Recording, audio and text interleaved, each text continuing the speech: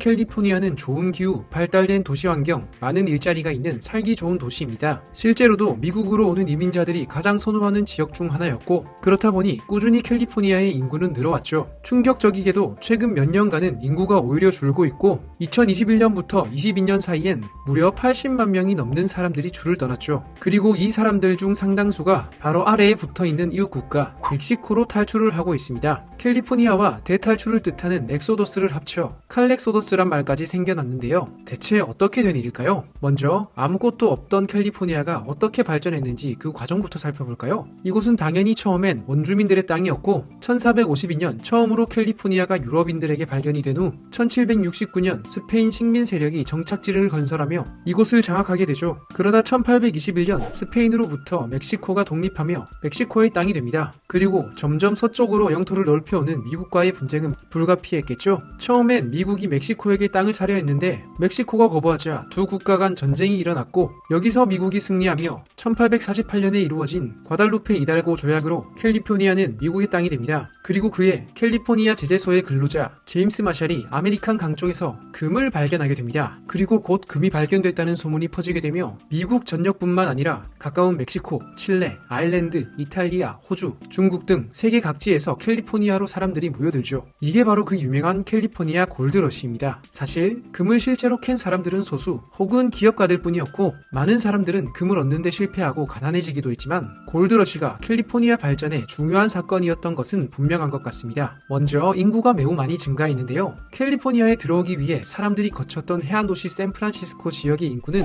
1846년엔 고작 200명 정도였는데 이 인구는 2년 후엔 1000명, 1852년엔 36,000명, 1870년엔 15만 명 정도로 인구가 엄청나게 늘어났습니다. 또 시에라 네바다 산맥의 금광으로 사람들과 물품의 이동을 위해선 강 이용이 필수적이었는데 이때 세크라멘토 강이나 페더강 주변에 위치한 세크라멘토, 메리스빌, 스톡턴 같은 지역도 발전했죠. 또 금광과 거리는 있지만 남쪽에서 금광이 있는 북쪽으로 향하는 길목이 있어 중간 공급지의 역할을 했던 로스앤젤레스나 산호세 같은 도시들도 크게 발전했습니다. 이 도시들은 지금도 캘리포니아의 주요 도시라 할 수 있죠. 이렇게 인구 증가와 함께 새로운 신흥 도시들이 만들어지게 되다 보니 1850년 9월엔 캘리포니아가 아예 미국의 새로운 31번째 주로 승격이 됩니다. 또 도로, 교회, 학교 등 사회 기반 시설들이 캘리포니아 전역에 만들어진 도시들의 건설이 되었고 아무래도 사람들이 모이다 보니 상업이 활성화되고 상인들도 큰 돈을 벌게 되죠. 인구가 늘고 상업이 발전하면 당연히 사람들과 상품, 자원이 이동할 수 있는 수단이 필요하겠죠. 그렇다 보니 당시 최고의 교통 및 운송 수단인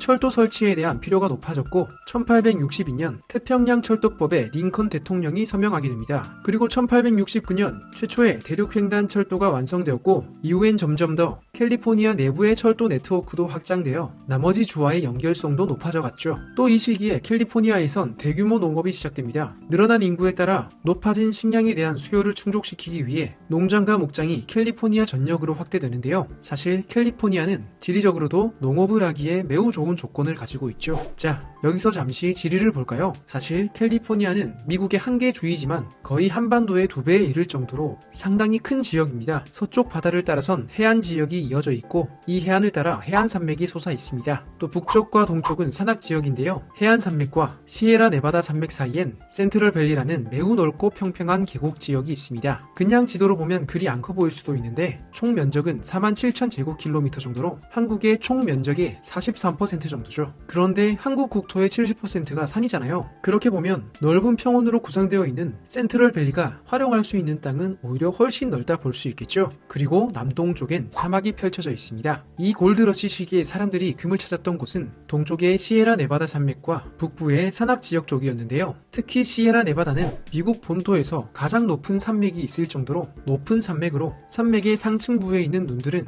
날이 따뜻해지면서 녹아 물이 되고 이 물은 계곡을 따라 풍부한 영양분을 가지고 아래로 흘러 장대한 세크라멘토 강이나 샌 호아킨 강 등으로 이어지며 최종적으로 이 강들은 이 센트럴밸리에 물을 공급하게 되죠. 또 태평양이나 북쪽에서 불어오는 바람은 클라마스, 시에라 네바다 산맥에 가로막혀 이를 넘지 못하고 특히 북부 센트럴 밸리를 중심으로 비가 되어 내리게 됩니다. 그리고 기후 분류를 보아도 센트럴 밸리 주변이나 해안 부분은 대부분 지중해성 기후에 속해 있죠. 그리고 이 지역은 토양도 풍부한데요. 여기선 지질학적 부분을 잠시 보아야 할 것 같습니다. 시에라 네바다 산맥은 샌프란시스코의 지형을 따라 길게 이어져 있는데 그 이유는 이곳이 북미판과 태평양판, 후한대 푸카판 사이의 섭입작용으로 만들어졌기 때문입니다. 판이 만나는 지역이다 보니 길게 산맥이 만들어졌고 그에 따라 화산과 지진이 많은 태평양의 불의 고리에 속한 지역이기도 합니다. 실제로 1941년부터 21년까지 캘리포니아의 라센피크에서 화산 폭발이 있기도 했죠. 이 화산 활동은 사람들에게 큰 피해를 주기도 하지만 비옥한 토양의 보고이기도 합니다. 고대로부터 이어진 강에서 나오는 충적 투적물들과 화산 활동 시 다양한 형태로 나오는 영양이 풍부한 분출물들이 이 주변 지역, 특히 산에 둘러싸인 센트럴 밸리 쪽에 덮이다 보니 매우 비옥한 토양이 만들어지게 되는 것이죠. 이렇게 토양이 비옥하고 물이 풍부한 센트럴 밸리에서 밀 등의 곡물과 캘리포니아 전역에서 다양한 작물들이 재배되었습니다. 그리고 골드러시 기간 동안 로스앤젤레스와 샌프란시스코 같은 항구 도시들이 매우 발전하였고 국제무역의 주요한 경로로 발전한 이곳의 항구를 통해 캘리포니아의 농산물을 세계적으로 수출할 수 있었죠. 철도를 통한 국내로의 이송은 당연하고요. 축복받은 땅이었고 관계 시스템이나 농업기술 혁신 등이 점차 더해지다 보니 최고의 농업 생산지가 되었죠. 지금도 이 센트럴 밸리에서만 미국에서 재배되는 과일, 채소, 견과류의 절반 정도가 나오고 있습니다. 또 1980년대 초 로스앤젤레스에서 대규모의 유전이 발견되었고 1920년대엔 시그널힐과 롱비치에서도 석유가 발견됩니다. 이 석유는 처음엔 등유나 윤활유용으로 사용되다 1900년대가 되며 산업화에서 중추적 에너지원으로 사용되다 보니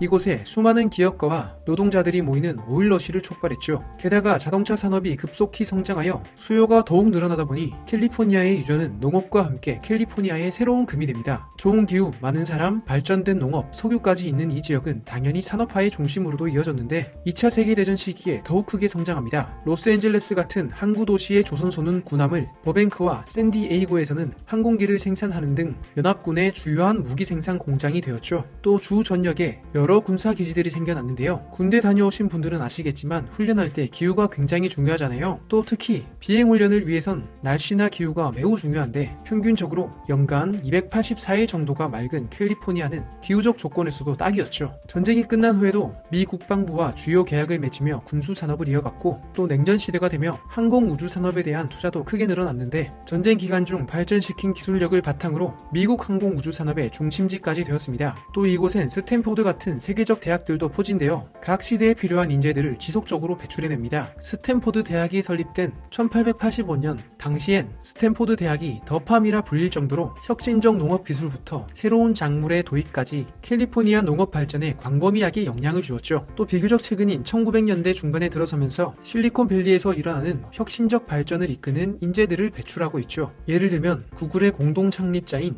래리 페리지와 세르게이 브린, 구글과 알파벳 CEO인 순다르 피차이, 테슬라의 앨런 머스크 등 수많은 리더들이 있고 스탠포드대 출신의 실리콘밸리 종사자는 훨씬 더 많겠죠. 자, 이런 여러가지 요건들이 결합하여 캘리포니아는 과거에도 지금도 미국에서 가장 혁신적이고 발전된 도시라 볼 수 있는데 대체 왜 사람들이 이곳을 떠나 오히려 덜 발전된 멕시코로 탈출하는 것일까요? 캘리포니아의 1인당 소득을 살펴보면 세계 최고의 미국에서도 가장 소득이 높은 지역이라 볼 수 있는데 여기에 생활비를 적용하여 소득을 조정한 1인당 소득의 결과는 충격적이게도 미국 내에서 최하위 수준으로 내려가게 됩니다. 그만큼 캘리포니아의 물가가 아주 높고 그에 따른 부담이 매우 크다는 것입니다. 또 부동산 비용도 엄청난데요. 부동산 가격의 변화를 보시면 역사적으로 꾸준히 올랐고 최근 몇 년 사이에도 매우 많이 올랐음을 알 수 있죠. 그럼 실제로 얼마 정도의 수준인지도 궁금하실 텐데 2023년 4분기 캘리포니아 주택의 가격은 74만 달러 선으로 하나로 하면 거의 10억 원에 다르는 수준이죠. 그렇다면 왜 이렇게 부동산이 비쌀까요? 당연히 수요 공급에 따라 오르겠지만 이 지역만의 특성도 있습니다. 바로 앞서 말씀드린 것처럼 지진에 취약하기 때문이죠. 이미 1906년에 대지진으로 엄청난 피해를 입었고 이후에 건물의 건축 규제가 매우 강화되고 건물의 높이도 제한했죠. 그렇다 보니 전형적인 대도시들처럼 캘리포니아의 도시들은 고층 건물이 그렇게 많진 않죠. 근데 또 이런 부분은 기존 주택 소유자들에겐 이점이기도 합니다. 고층 건물이 들어온다? 전망과 일조권이 사라지는데 반길 리가 없겠죠. 또 주 자체가 매우 진보적이고 환경적 규제도 강한 지역이다 보니 이런 부분들이 저층을 선호하고 인구가 더 고밀집화되기를 원치 않는 기존 주택 소유주들의 성향과 또 지진에 취약하다는 부분들과 함께 작용되어 대규모 주택 공급이 억제되어 온 것입니다. 공급이 적으면 당연히 주택 가격은 상승하게 되는 것이죠. 게다가 또 캘리포니아는 13.3%라는 미국에서도 가장 높은 소득세를 부과하고 있는데요. 이런 복잡한 상황을 나타내는 통계적 수치들을 한번 보시죠. 지니 계수를 보면 캘리포니아는 미국에서 5번째로 불평등한 주라 볼 수 있고, 또 2022년 기준으로 본다면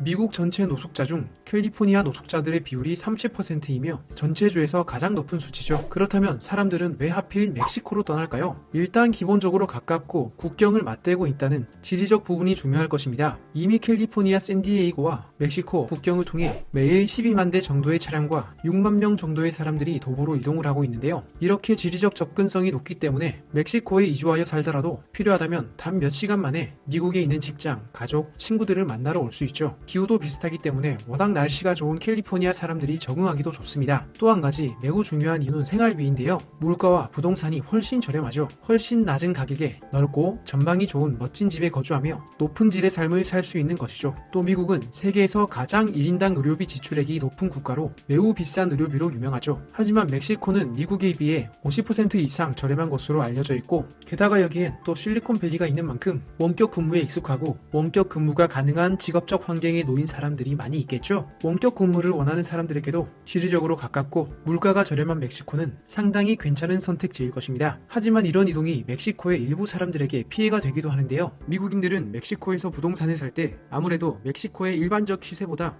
높게 사는 경향이 있습니다. 그렇다 보니 국경을 마주한 티후아나 지역 전체의 부동산 가격이 증가하게 되는데, 물론 부동산을 가진 사람들은 이득일 수 있지만 그렇지 않은 이미 그 지역에서 살고 있던 많은 사람들은 주거비를 감당하기가 더욱 힘들어지는 것이죠. 그리고 사실 멕시코로 이주한다 하지만 실제로는 미국인을 위해 조성된 지역으로 간다고 볼 수도 있습니다. 예를 들면 티후아나 바로 남쪽 로사리토 같은 지역엔 해변에 가까운 고급 빌라와 콘도 등이 지어지며 미국 이주자들을 위한 부동산 단지들이 늘어나고 있습니다. 한마디로 비싸고 살기 좋은 곳이죠. 이주가 계속된다면 캘리포니아에서 살기 힘들어져 사람들이 떠나게 되는 동일한 현상이 멕시코 일부 지역에서 일어날 수밖에 없을 것입니다. 캘리포니아 드림도 이제 끝이 난 것 같습니다. 미국의 이야기이기도 하지만 약간의 기시감도 들면서 그리 먼 나라 이야기 같지만도 않은데요. 오늘 영상으로 세상을 이해하는 데 도움이 되었으면 좋겠습니다. 시청 고맙습니다.